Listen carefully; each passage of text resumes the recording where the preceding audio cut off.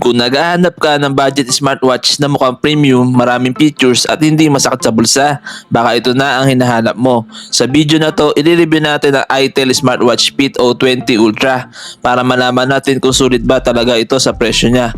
Kaya kung interesado ka, samahan mo ko hanggang dulo.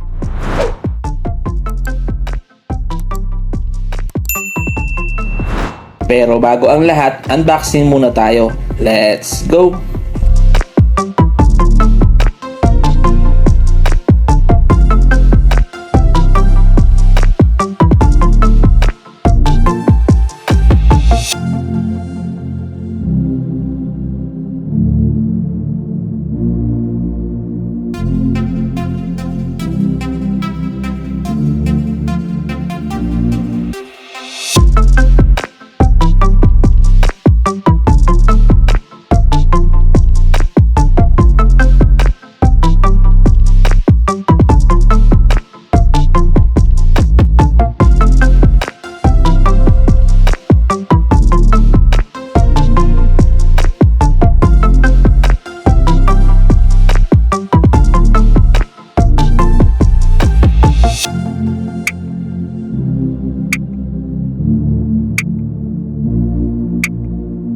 Pagdating sa design, ito agad ang isa sa mga nagustuhan ko sa smartwatch na to.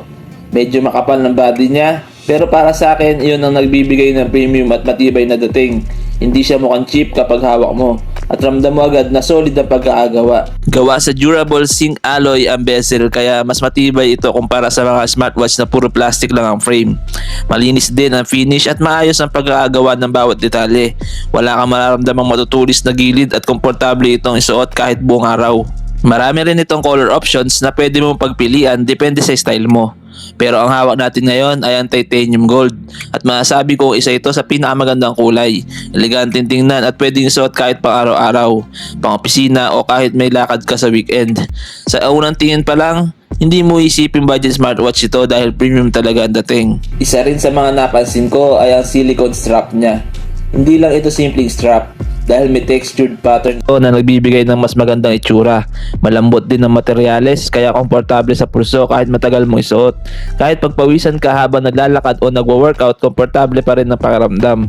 Responsive din ang side button at madali itong gamitin kapag gusto mong bumalik sa home screen. At dahil IP68 waterproof ito, hindi mo kailangan mag-alala kung mabasa habang naguhugas ng kamay, maulanan o matalsikan ng tubig sa araw-araw na paggamit.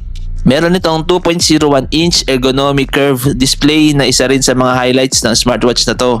Malaki ang screen kaya madaling basahin ang oras, notifications at iba't ibang impormasyon kahit hindi mo ilapit sa mukha mo.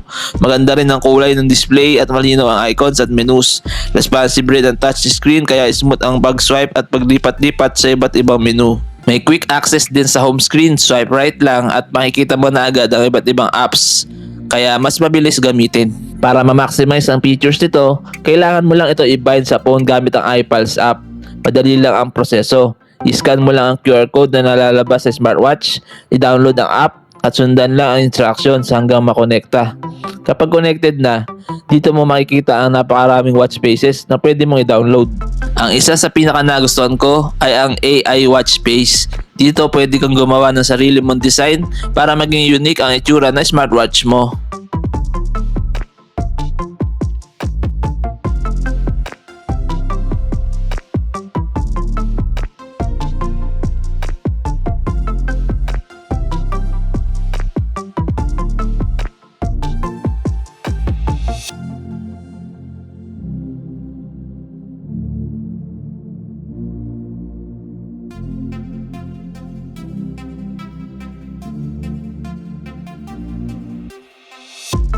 Kung mahilig ka mag-exercise, malaking tulong din ang smartwatch na to.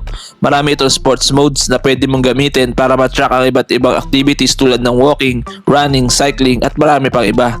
Makikita mo rin ang records ng workouts mo para mas madali mong ma-monitor ang progress mo habang nag-exercise. Isa rin sa mga pinaka-useful na feature nito ay ang Bluetooth calling. Kapag nakakonekta ang smartwatch sa phone mo via Bluetooth, pwede kang tumanggap ng tawag at tumawag mismo gamit ang smartwatch. Napaka-convenient nito lalo na kapag naglalakad ka, nagmamaneho o nasa bag ang phone mo at ayaw mo itong ilabas. Isang tap lang sa smartwatch at masasagot mo na agad ang tawag. Bukod sa convenience, meron din itong iba't ibang health monitoring features. Una ay ang heart rate monitoring. Sinusukat nito ang tibok ng puso mo sa iba't ibang oras ng araw. Maganda itong gamitin habang nagwo-workout o kahit nagpapahinga para magkaroon ka na idea kung nasa normal ang heart rate mo. Meron din itong SpO2 monitoring na sumusukat sa oxygen level sa dugo.